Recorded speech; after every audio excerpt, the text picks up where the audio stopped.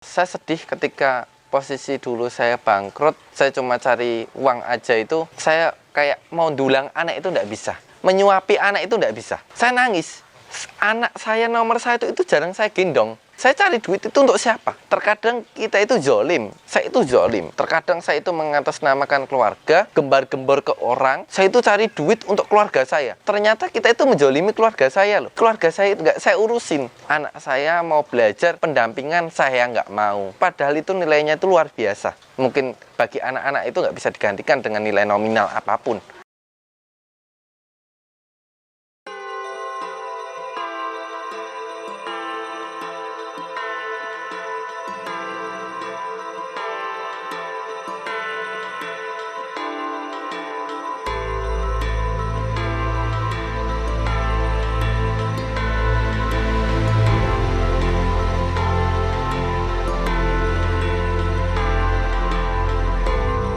Assalamualaikum warahmatullahi wabarakatuh. Nama saya Nanang Suhendra. Saya kelahiran 1 Mei 1989. Saya dilahirkan di Sukoharjo. Bisnis saya yang sekarang saya masih geluti itu adalah Junior Laundry. Dilahirkan dari keluarga, kalau dibilang berantakan. Saya cuma lulusan SMA dan itu pun mungkin menurut saya itu Jawanya itu bejo. Soalnya saya itu dulu itu SMP ke SMA itu saya itu nggak bisa bayar sekolah. Yang membiayai sekolah saya dari kecil itu kakek nenek saya. Nah, kakek nenek saya semakin tua otomatis semakin nggak bisa untuk membantu saya sekolah. Akhirnya lulus dari SMP, saya berhenti sekolah gara-gara saya nggak punya uang untuk melanjutkan sekolah ke SMA. Dan akhirnya saya menjadi anak jalanan. Posisi itu saya itu menyalahkan tentang keadaan. Kenapa Allah nggak sayang sama saya? Kenapa Allah melahirkan di dunia itu saya itu dengan keadaan kayak gini? Posisi itu saya itu mesti menyalahkan terus. Saya mabuk-mabukan, saya menjadi pengamen, saya judi, ya hidup saya berantakan. Mungkin dipandang dari orang-orang itu cuma sebelah mata, kayak sampah. Suatu ketika saya udah mulai berontak dengan hati kecil saya bilang susah menjadi orang miskin. Taunya cuma dihina, diejek, gak punya harga diri sama sekali menjadi orang miskin. Keinginan saya itu cuma satu, menjadi orang kaya. Saya belajar untuk bekerja dan akhirnya saya bisa sekolah lagi ke SMA. Pulang dari SMA, saya cuci piring di catering. Saya bisa lulus SMA dan saya bisa cari kerjaan gitu. Muka pas-pasan, terus mungkin nilai pas-pasan gitu. Akhirnya saya jadi cleaning service. Coba perantauan, saya merantau di luar kota jadi buruh pabrik. Posisi itu kontrak udah habis, saya pulang lagi, saya bingung mau usaha apa. Posisi itu masih punya sepeda motor. Habis itu saya jual sepeda motor saya untuk buka pertama itu usaha saya itu rental PS. Mulai dari 3 unit punya 20 unit. Dengan keuletan saya dan punya keinginan saya untuk menjadi orang kaya.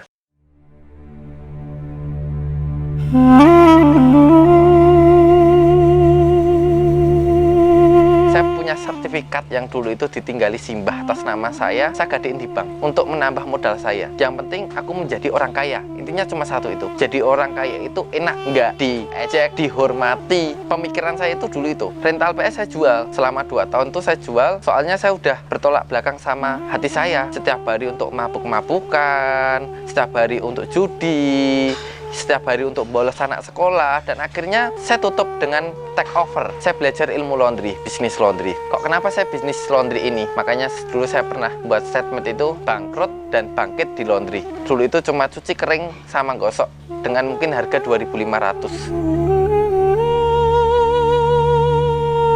Omset saya banyak, tapi nggak ada profit. Setiap tahun saya harus bayar kontrakan dengan hutang. Soalnya apa? Laundry saya sebenarnya nggak profit. Saya membeli mesin cuci, saya ngutang. Saya membeli apapun, saya ngutang. Nggak pernah dengan uang tabungan saya. Utang semakin banyak. Usaha hancur, rumah tangga yang saya bina mulai dari muda berantakan. Alhamdulillah nggak sampai cerai sama istri. Anak-anak berantakan. Meledak.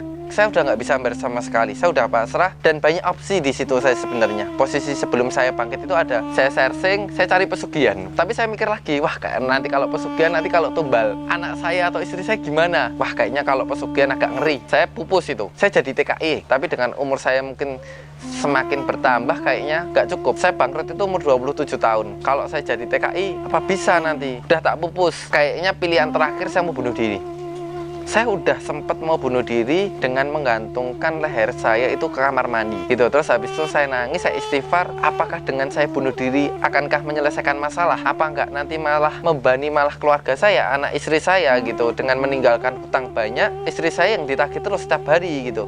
Habis itu saya pupus juga, dan akhirnya Allah menunjukkan jalan sama saya harus belajar. Kegagalan saya itu karena saya itu kurang belajar, dan paling teringat sampai sekarang, ternyata gara-gara saya jatuh itu ada beberapa sebab. Salah satunya itu tentang balas dendam tentang kehidupan saya. Makanya kan saya dulu itu pengen jadi orang kaya, jadi orang kayak gini. Jadi tujuan utama saya itu menjadi orang kaya.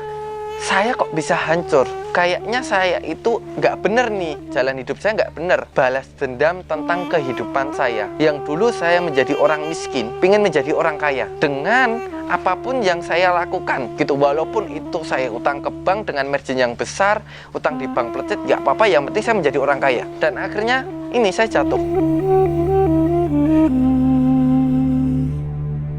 Kedua, saya nggak punya fondasi agama. Posisi saya bangun bisnis, saya nggak pernah sholat, saya nggak pernah sedekah, saya nggak pernah puasa, saya nggak pernah ibadah. Ternyata semenjak saya belajar agama, saya belajar membenahi fondasi saya membangun rumah tangga saya membangun bisnis saya. Alhamdulillah sampai sekarang masih dilancarkan walaupun di masa pandemi.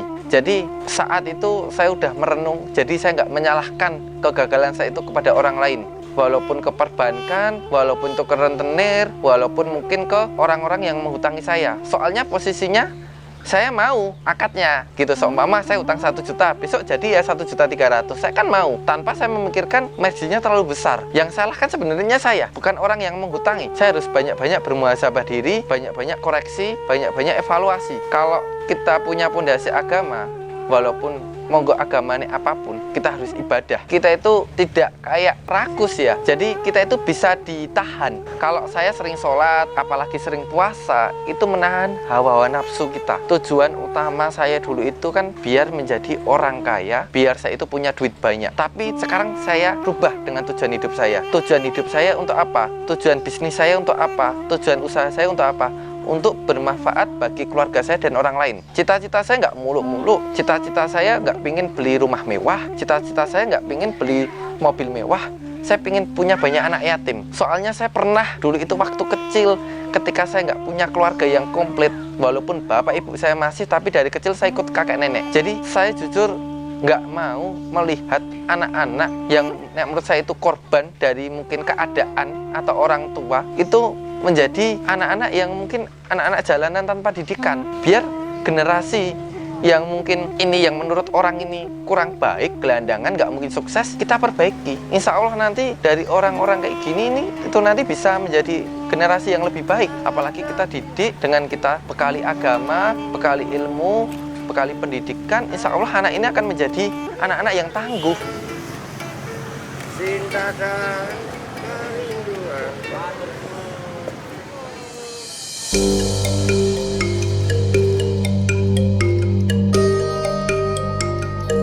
Saya buka usaha laundry itu umur 24 tahun. Semenjak saya udah lepas dari rental PS itu kan, saya kan buka rental PS umur 22 tahun. Saya 2 tahun, umur 24 saya belajar bisnis laundry.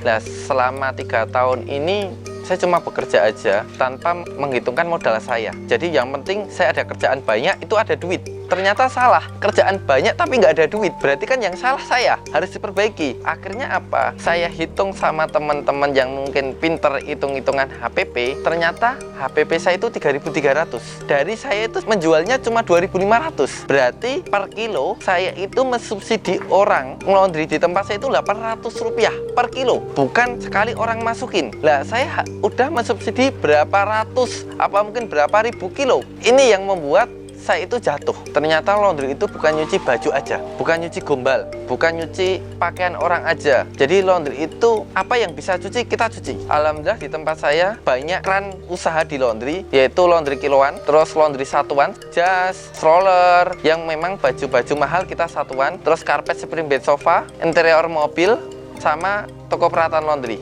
Insya Allah saya belajar laundry itu mulai hulu ke hilir, perbanyak keran. Jadi kalau seumpama laundry kiloan saya agak sepi, mungkin karpet lumayan. Oh, mungkin kalau ini agak sepi, nanti ke cuci sepatu agak lumayan. Kalau banyak keran, itu insya Allah walaupun tuh netesnya sedikit-sedikit, itu bisa jadi banyak. Daripada kita punya satu kran kelihatan besar, tapi sekali mati krannya, sekali mampet itu krannya, itu kita nggak ada omset gitu, nggak ada air yang netes.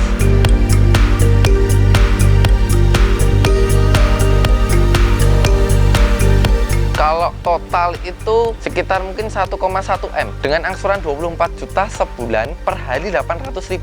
Jadi saya bangun tidur harus ada uang 800.000. Itu kesalahan fatal saya dulu itu. Dan akhirnya sekarang saya menerapkan dengan menabung. Saya belajar HPP laundry saya berapa, ternyata udah ketemu ini. Oh, 2.800 umpama. Saya kalau jual 5.000 berarti saya profit berapa? 2.200 gitu. Kalau saya sehari dapat 100 kilo berarti saya bisa profit berapa? Sekarang udah ketemu. Tinggal saya itu sehari itu menabung untuk membayar kontrakan. Dulu itu saya itu nggak pernah menabung. Jadi membayar kontrakan dengan utang ke bank, beli mesin dengan utang ke bank, servis utang ke bank. Jadi apapun saya mengharapkan ke perbankan. Alhamdulillah saya belajar menabung, bayar kontrakan tinggal ambil tabungan, beli mesin tinggal ambil tabungan. Jadi sekarang mulai mindset saya tak rubah, belajar untuk menabung. Jadi saya ditawari sama BMT untuk diambili setiap hari. Pertama 25.000. Soalnya jujur saya itu orangnya itu malas antri di bank banyak gitu, kadang-kadang antri di mana mau nabung itu harus antri gitu. Alhamdulillah BMT mau mengambil. Saya coba menabung 25.000 sehari, walaupun masih pandemi kayak gini, bismillah Allah masih melancarkan bisnis saya. Dengan sehari saya bisa menabung 800.000. Dan jangan lupa saya juga perbanyak tabungan di akhirat. Nggak tahu saat ini saya bisa berbicara dengan panjenengan, tahu-tahu saya pulang meninggal, saya nggak tahu. Jadi tabungan di akhirat itu juga penting. Kita nggak tahu kematian kita nggak tahu apa itu namanya kita mau diambil kapan. Tapi setidaknya di setiap perjalanan kita, di setiap detik kita harus berbuat baik sama orang.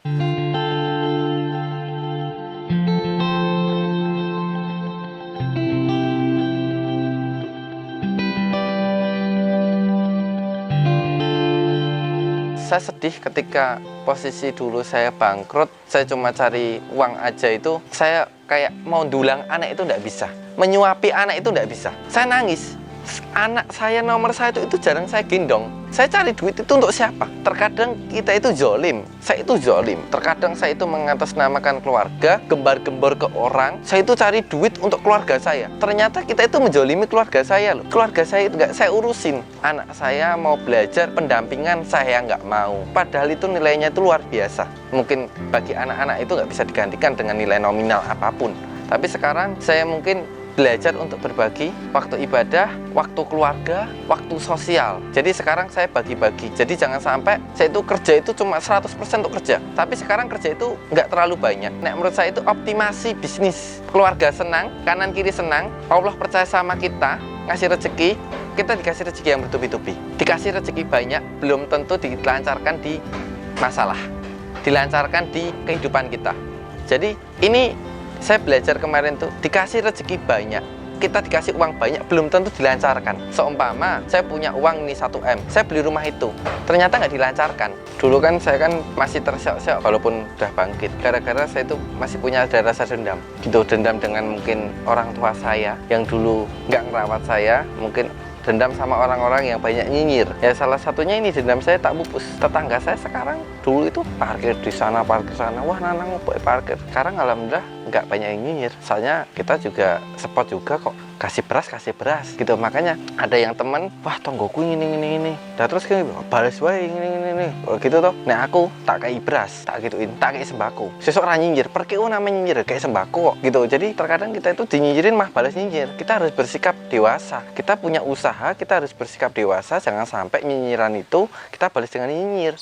Nyinyiran itu balas dengan roti bakar atau mungkin dengan martabak. Mesti sesuk dia nggak nyinyir, perkeu sama nyinyir. Alhamdulillah tetangga kanan kiri sama tempat saya juga oke, dijaga. Makanya sini sebelah itu kan makam, sini sungai, alhamdulillah belum pernah kehilangan. Walaupun memang tak pasangi full CCTV semua. Jadi pagar mangkok itu saya kuatkan juga. Saya punya usaha, saya harus nyadar jangan sampai saya itu ego saya yang kedepankan. Itu nanti akan membuat kerugian saya.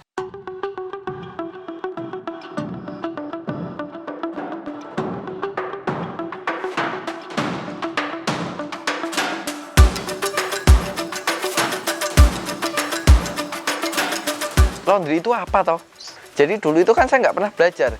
Laundry itu yang penting saya nyuci baju, jemur, gosok, packing, dapat duit. Ternyata laundry itu nggak sesimpel kayak gitu. Laundry itu ada komunitas yang besar, laundry itu ada yang ilmu-ilmu yang seharusnya itu kita bisa terapkan dengan mungkin salah satu branding gitu. Saya tuh nggak tahu sama sekali. Saya bilang sama istri yang kalau pingin usaha kita maju, salah satu dari kita keluar kandang. Nggak cuma di dalam aja, kita itu udah berapa lama kita itu diperbudak sama karyawan. Karyawan tuh seolah-olah kayak owner. Kan saya nggak tahu ilmu manajemen. Saya ketakutan dulu itu kalau karyawan ngambek. Apalagi karyawan banyak yang tetangga. Sekarang saya buka jam 8 pagi, tutup jam 8 malam. Karyawan berangkat jam 9 pagi, pulang jam 5 sore. Jadi saya yang bukain, saya yang nutup. Kalau nggak selesai, saya sama istri gosok, nganter-nganter. Nah itu manajemen saya nggak paham tentang itu. Mindset saya belum kebuka tentang laundry. Istri mengizinkan saya yang keluar. Soalnya kan kita masih punya baby, anak nomor 2, masih kecil gitu. Jadi memang harus butuh ibunya. Posisi itu ada seminar, saya ikut expo, seminar laundry dan peralatan-peralatan laundry. Jadi sana itu disediakan semua. Nah saya berangkat pertama itu saya itu nggak punya duit, mikir angsuran pusing, saya mau belajar ke sana bagaimana. Akhirnya saya jual cincin kawin istri saya gitu untuk berangkat naik bis. Dan itu saya beranikan diri, saya ke Jakarta. Sampai ke sana, alhamdulillah saya dapat teman-teman yang luar biasa. Saya ditanya sama teman, "Mas dari mana?" "Dari Solo." "Nanti tidur di mana?" "Nanti tidur di mana-mana, nggak apa-apa Pak," gitu. "Ayo Mas ikut saya aja." Akhirnya saya ikut seminar. Pulang-pulang saya kan udah kecapean, saya pingin naik bis. Ada uang sisa yang memang uang ini cukup untuk naik bis mungkin yang ke ekonomi. Soalnya kalau pakai yang ekonomi itu kan kemarin tuh AC-nya dingin banget. Sampai saya itu datang ke expo itu sampai masuk angin. Nah, pulang-pulang saya pingin naik bis yang eksekutif. Dan akhirnya kena calo dan apesnya pulang-pulang saya pakai ekonomi gitu. Ekonomi dan saya itu sampai nggak bisa selonjor. Soalnya di tempat duduk saya itu di depannya juga ada orang. Apalagi mau ke kamar mandi, selonjor aja udah nggak bisa. Baratnya mau mutung di situ, saya mau turun di tengah jalan, uang saya udah habis kok. Gitu. Akhirnya pulang-pulang saya masuk angin lagi. Habis itu saya komitmen besok kalau saya ke Jakarta, saya harus naik pesawat. Dengan apa? Saya harus bekerja keras. Ilmu laundry yang kemarin saya ikut seminar, saya touring ke teman-teman laundry, ikut komunitas laundry, saya terapkan di laundry saya. Mindset saya mulai saya rubah pelan-pelan. Dan alhamdulillah bisnis saya yang mungkin dulu nggak profit, dengan dulu menjual 2.500 per kilo, saya udah ke 5.000. Saya berani. Pertama itu saya perbaiki tentang mindset saya. Pola pikir saya jadi pengusaha. Saya itu pengusaha, bukan pembantu, bukan tukang cuci. Karyawan saya yang nggak benar, saya keluarkan. Walaupun memang banyak dulu itu karyawan saya itu tetangga kanan kiri. Banyak yang saya itu ya juga dinyinyirin. Opo, Nanang gini sama tetangga, kejam gini. Padahal saya udah dijolimi berapa tahun saya. Saya jadi owner, tapi seolah-olah saya itu jadi karyawan. Gitu dibolak-balik. Jadi mindset saya nggak ada dulu itu. Dan akhirnya yang karyawan yang memang nggak manut, satu, nggak jujur, saya keluarkan. Suka maling. Kedua, menjadi provokator. Penyakit itu saya keluarkan. Kalau dia malas, kalau bisa diperbaiki, saya perbaiki. Tapi kalau udah menjadi provokator, dia udah nggak layak ikut tim saya. Dan saya posisi itu udah nggak ketakutan kalau kehilangan karyawan. Usaha yang saya bina ini bukan serta-merta karyawan saya. Gitu. Karyawan saya juga butuh kerjaan untuk cari duit. Saya juga butuh orang untuk menghandle laundry saya. Jadi sama-sama membutuhkan. Bukan saya juga semena-mena sama karyawan.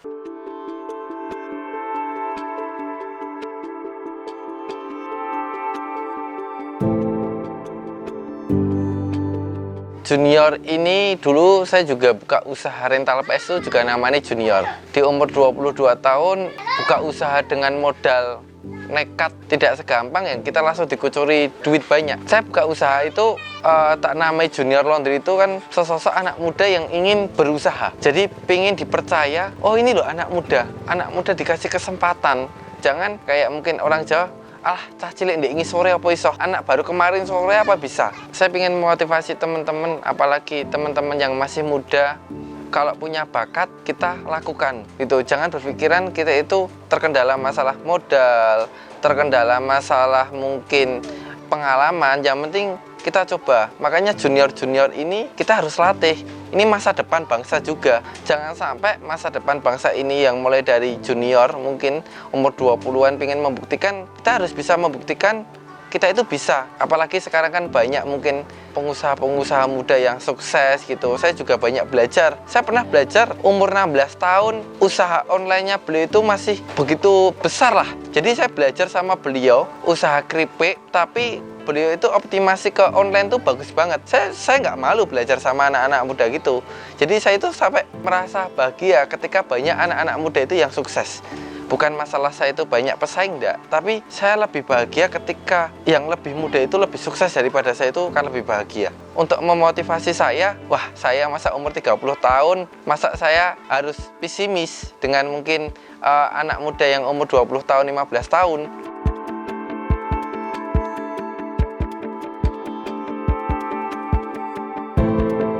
Saya belajar tentang agama sama kehidupan. Saya harus imbang, saya itu diciptakan di dunia untuk apa?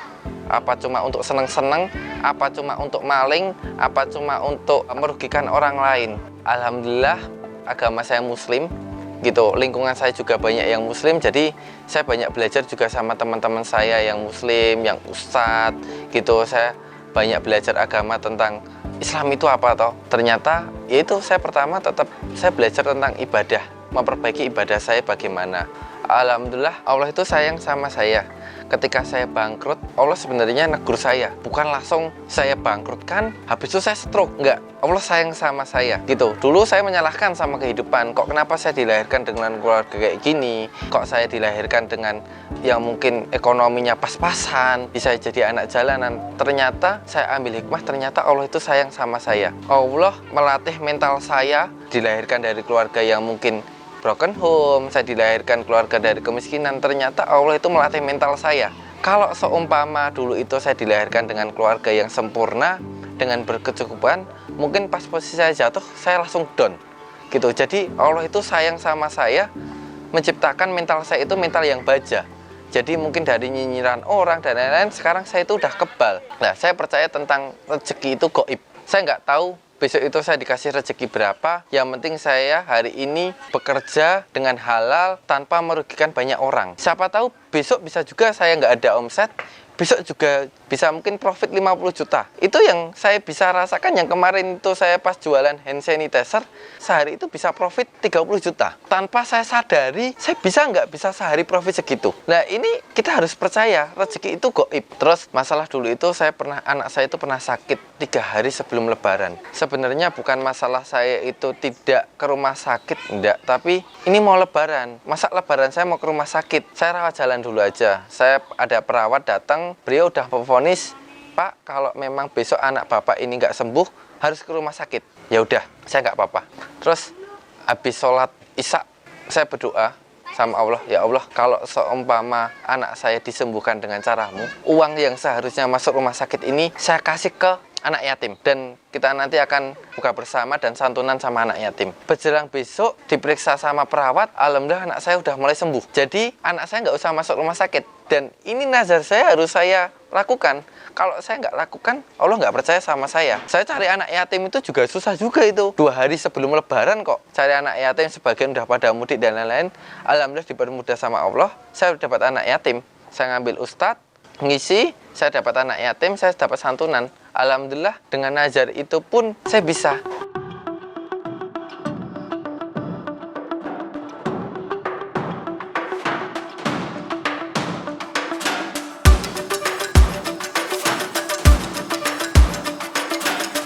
Ketika usaha saya udah besar, saya punya yayasan yatim piatu. Semoga dengan usaha ini dipermudah sama Allah, biar saya itu punya yayasan. Biar saya itu merekrut anak-anak jalanan. Saya di situ, saya kasih pendidikan, saya kasih ilmu, saya beneri akhlaknya, supaya anak jalan ini sukses juga, tidak dikesampingkan. Ini cuma sampah masyarakat. Sayang, ini generasi-generasi muda yang harus kita perbaiki. Bukan kita malah singkirkan, bukan kita malah pandang sebelah mata. Anak-anak ini cuma korban. Dia itu nggak ada sebenarnya pilihan, aku besok itu dilahirkan pengen jadi anak jalan. Enggak. Gara-gara tadi orang tuanya mungkin dari jalanan, dia juga jadi anak jalanan gitu. Jangan sampai orang-orang yang kayak gini kita malah dipandang sebelah mata. Kasihan. Ini sebenarnya bukan pilihan mereka, tapi keterpaksaan kehidupan gitu.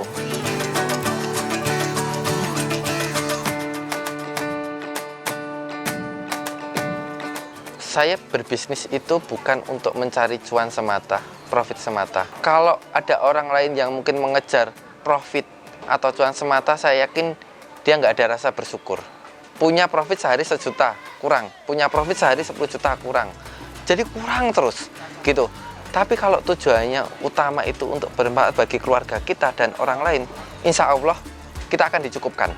Kita dikasih rezeki sehari ini 100.000 untuk beli beras, untuk beli makan, udah cukup. Itu namanya kita itu dicukupkan sama Allah. Tujuan utama kita apa tadi? Yaitu bermanfaat bagi keluarga dan orang lain. Udah gitu aja. Nggak muluk-muluk kok. Nggak harus kita itu, saya harus kerja keras untuk beli rumah mewah. Nggak. Saya bekerja keras untuk beli mobil mewah. Biar saya itu diakuin sama orang-orang saya itu kaya. Nggak. Saya hidup di dunia itu, saya itu harus bermanfaat. Setidaknya untuk keluarga saya dan orang lain yang membutuhkan. Saya Nanang, owner dari Junior Group. Assalamualaikum warahmatullahi wabarakatuh.